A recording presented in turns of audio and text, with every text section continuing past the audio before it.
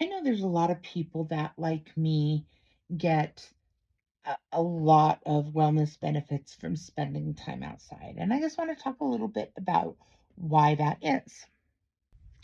Despite the fact that we are quite civilized and we live in a world that brings us comfort and gratification, um, our bodies have evolved from being beings that, were always on high alert and might have predators after them. And so there's a lot of things that are still inside our genetic makeup and our DNA that carry through from earlier times, and the activation of the fight or flight response is one of those.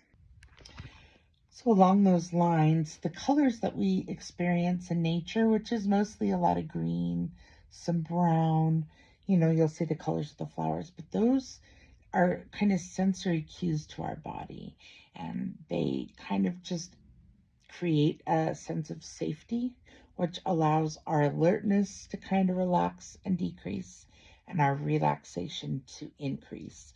It activates our parasympathetic nervous system, which is responsible for resting and digesting and running our body when we're not in a high stress situation.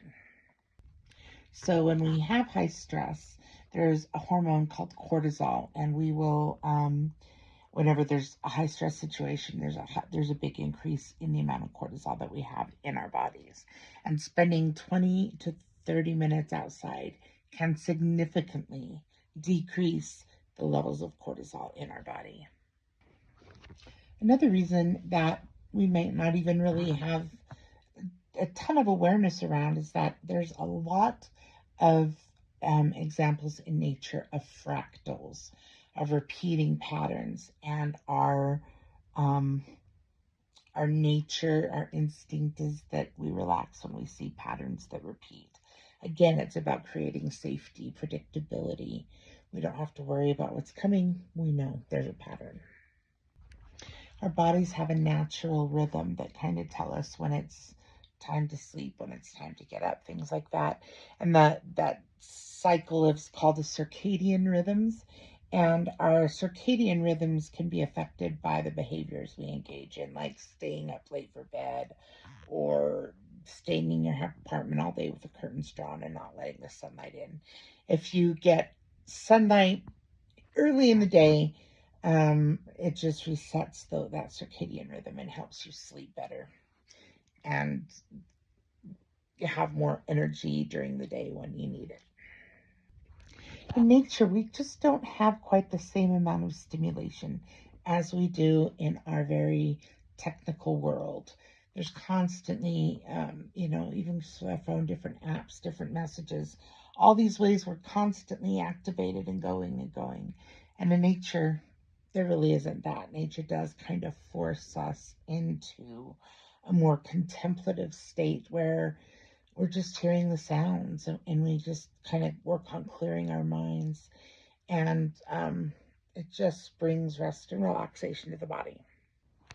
Science has now proven that walking barefoot in the grass can actually discharge some negative energy into the ground. It's called grounding.